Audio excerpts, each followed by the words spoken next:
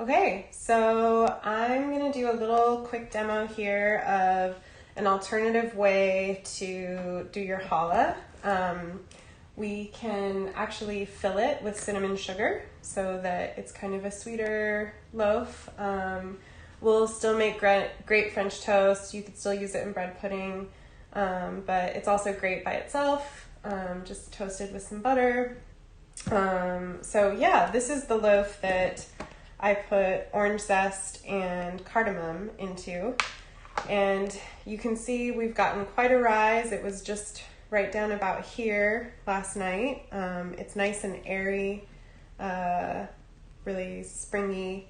So I'm gonna go ahead and degas this guy. And as much as I can avoid it, I'm not gonna use flour on my bench.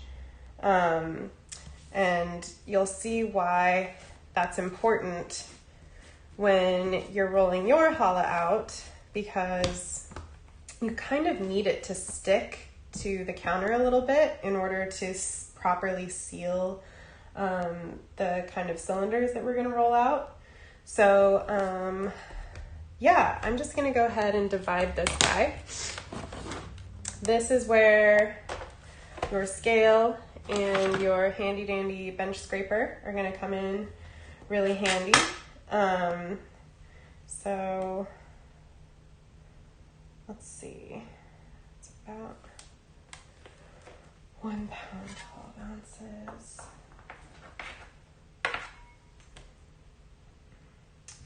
I think we're going to want to go about 9 ounces each on these. If you don't have a scale, just estimate the best you can for this stuff.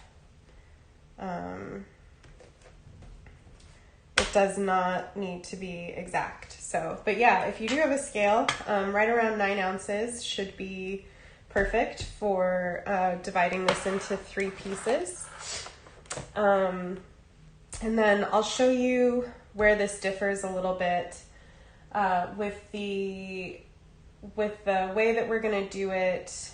The more traditional way, we would normally put a pre-shape on at this point. But because I'm going to roll these out, we're going to shape it a little bit differently. So I'm going to walk you through that. Yeah, I'm not sure. I think we're still recording. I stepped away to grab a rolling pin. If you have this type of rolling pin, they're really nice. They're a little heavier. It's kind of a French style. They're not expensive. But if you don't have a rolling pin, you can use a bottle. Just be careful you don't press too hard.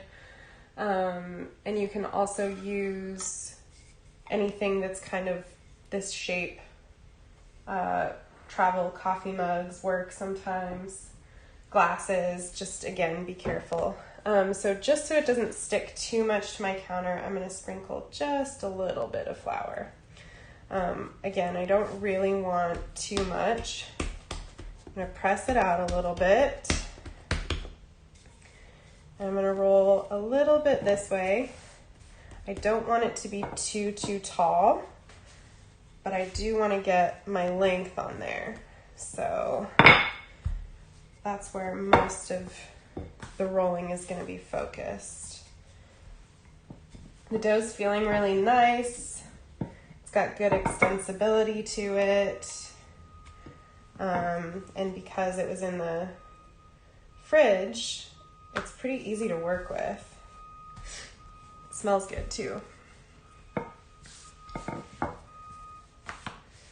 Okay, just a little on top so my pin doesn't stick to it. And cool. So this will be one part of my braid. Again, it doesn't have to be perfectly rectangle. You'll see when we shape it, we can even it out a little bit. When you're dividing your dough, you want to try and get as few cuts as possible. So your best estimation of, what a third of your dough is going to be will help, because every time you cut, you're also cutting that gluten structure. And if you try to put it back together, sometimes the structure just isn't as nice, and you can also end up overworking your dough trying to weave all that stuff back together. So the fewer cuts you make, the better.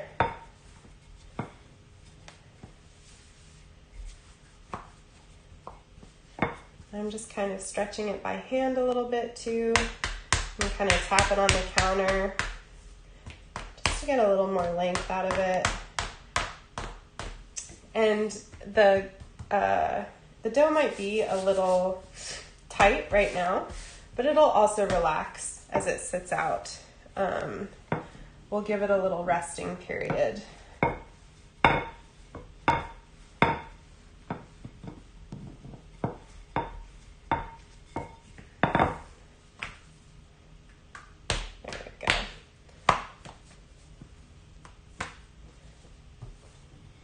Okay, and my last piece here.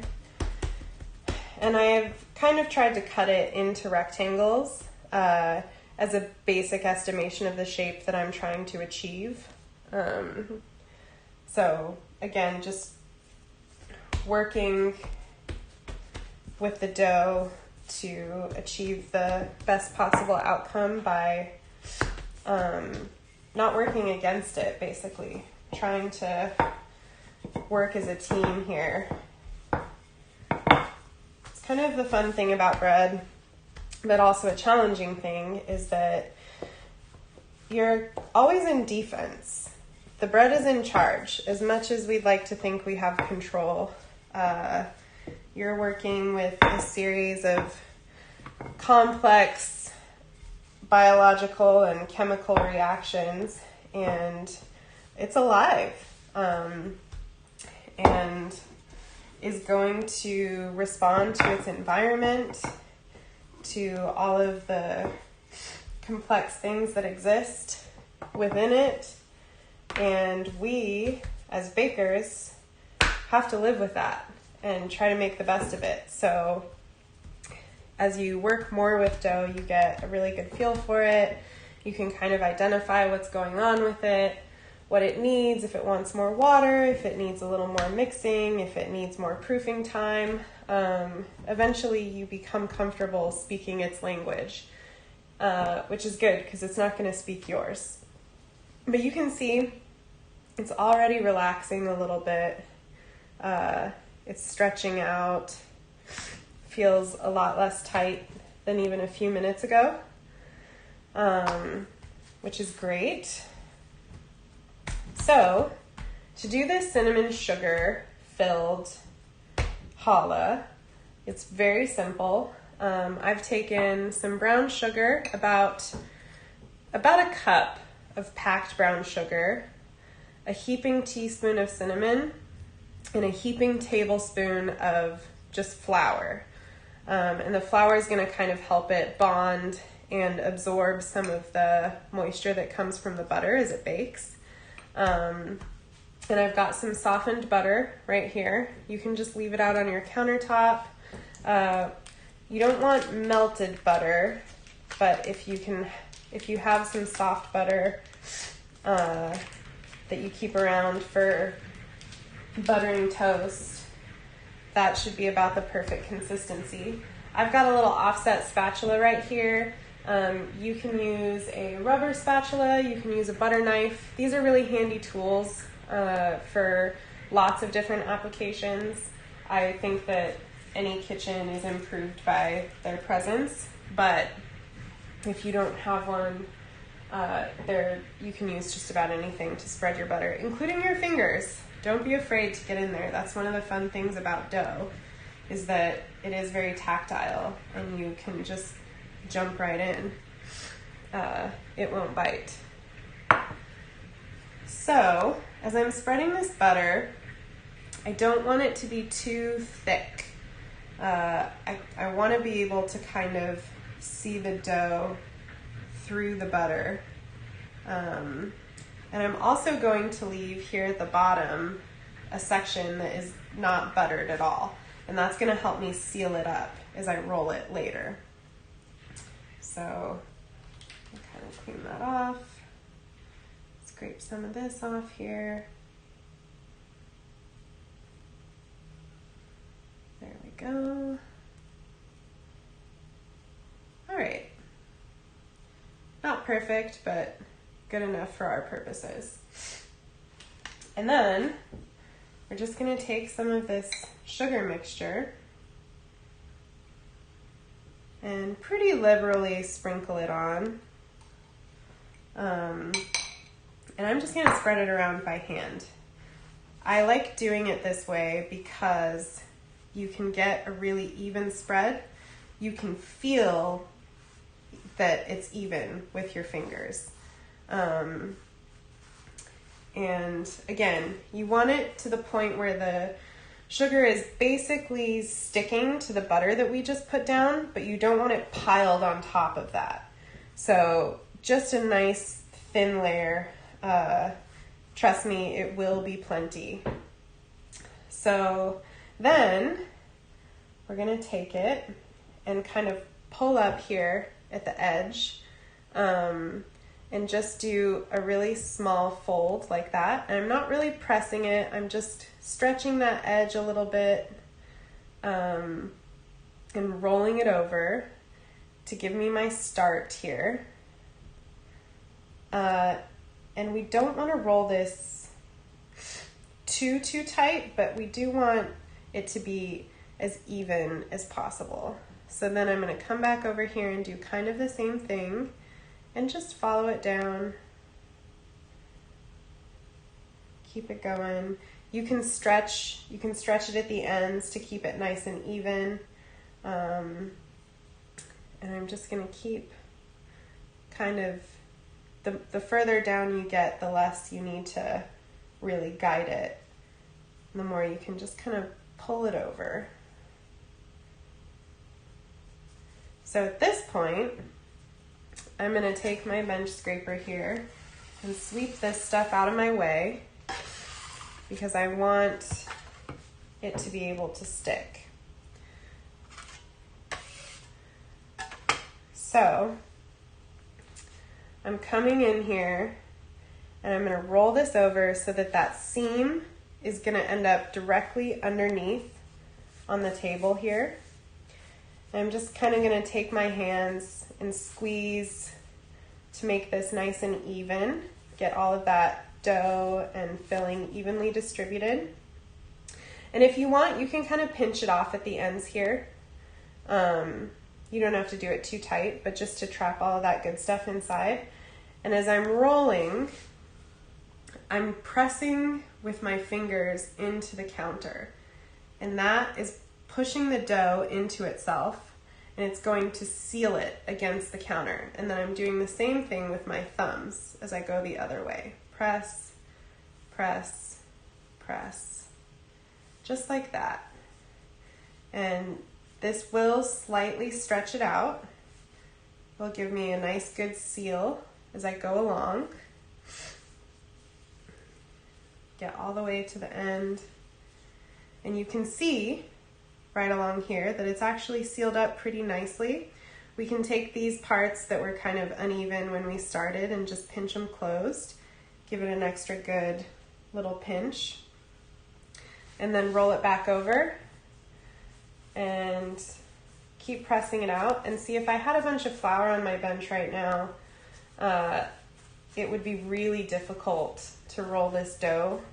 It would be sliding around everywhere. You kind of need it to be a little bit tacky so it can adhere to the counter a little bit. And great, this looks like a good length.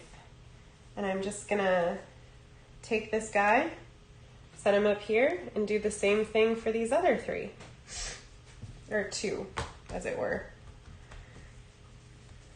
Just kind of stretched out. Even it up a little bit. Take my butter.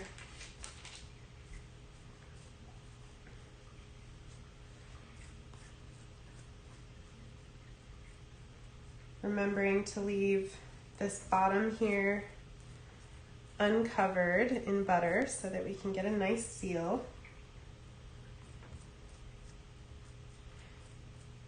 This is going to be a really similar process too for when we do sticky buns, which I think we will do next week.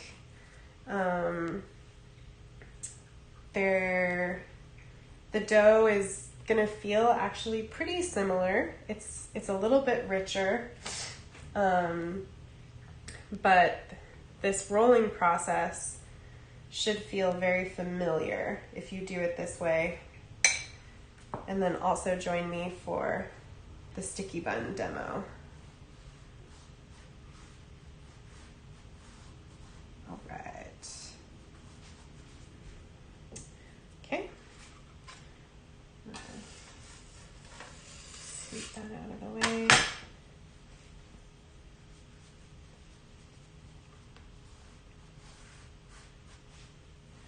Kind of brush off my excess here. And again, I'm pulling from the top and I'm just kind of folding it over. Pull and fold.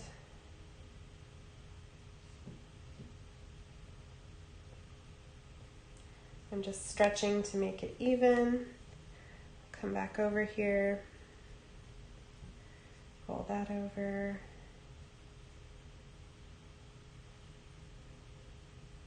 I'm just using very light pressure as I go along. It doesn't take much, but hopefully this will give us a nice cinnamon swirl as we cut into it.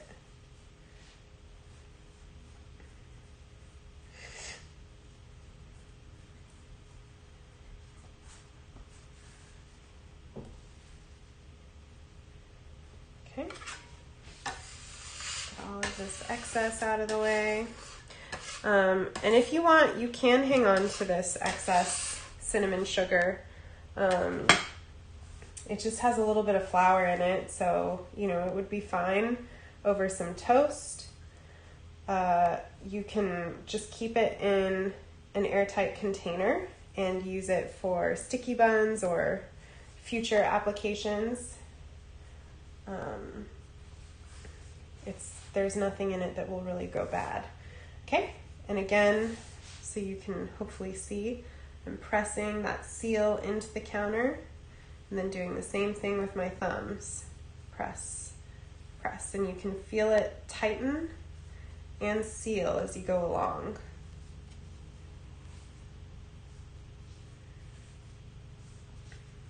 This is good practice for rolling baguettes too. Very similar. Pinch at the ends here, and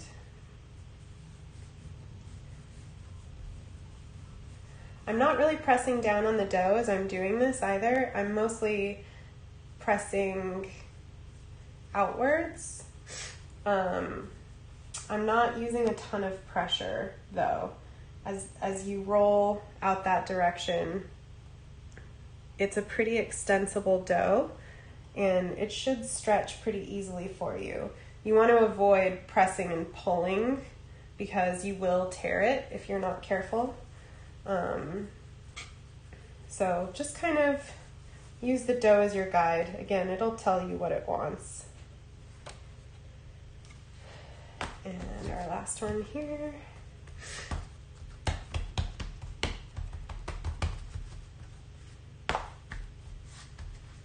Good. Get some butter.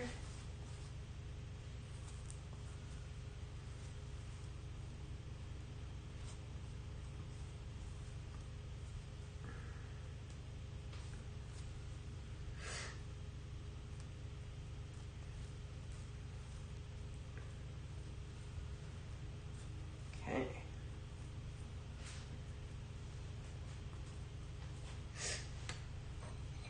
And we have our cinnamon sugar.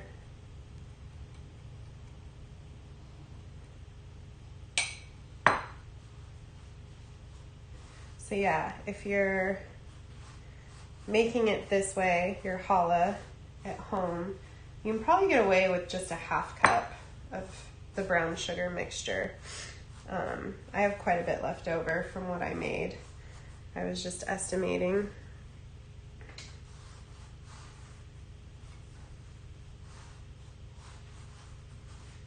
Okay, looking good.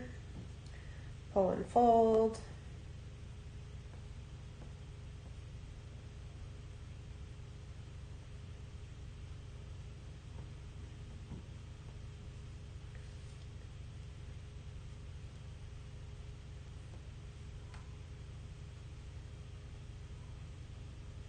And then I can just kind of roll it.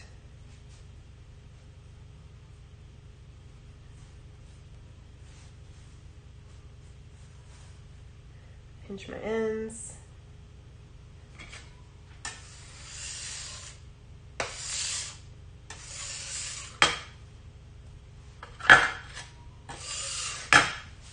All right.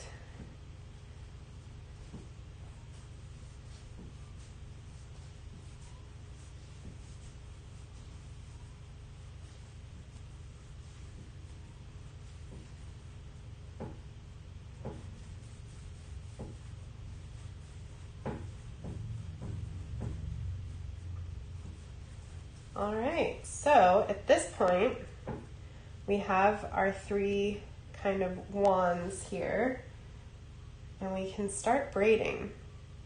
Now, if you've ever braided hair, this is gonna feel really familiar, but I know a lot of people haven't done much braiding before, but don't be intimidated. It's actually very simple. I'm gonna show you how to do it right now. So, I'll try and get these to be all about the same length. Those two look pretty good. Cool. These are probably about 22 inches long, just for your reference. If you're not filling them, they may be a bit shorter. This dough was, of course, rolled out first, so it might have ended up a little bit longer. So I'm gonna take, let me move these down actually so you can see the ends. I'm gonna take these guys and I have them laid out like this, and you're gonna take these three pieces here and pinch them together. You can give them a good hard pinch so that they kind of stick. And if this is piece number 1, number 2, and number 3, we're gonna start by bringing number 1 over the top of number 2. And we're not pulling super tight, we're just kind of laying it. And then we're gonna do the same thing, except we're gonna take number 3 and pull it to the other side. And then we have number 2 coming over, and we're taking this one over here, and you're just gonna keep going like that.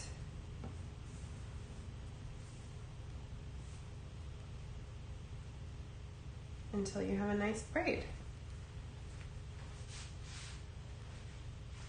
I think I actually pulled this one over too far the first time, but I will show it again when I do the other loaf. So I just pinched it again at the end, and then something that I kind of like to do is just taper these ends a little bit. So I'm not touching the center of the loaf at all. I'm just kind of rolling it on the side and gently tapering this, and that gives a nice kind of rounded, tapered look to the challah. You can leave yours more blunt if you prefer it that way. It's totally up to you. But this is our first challah braid, cinnamon sugar filled. I'm gonna take it and put it on a sheet pan with a piece of parchment and cover it to go into its final proof before we bake it. So that's your alternative option for filling your challah loaf, and we'll do the more traditional version at 1 p.m. today. Alrighty.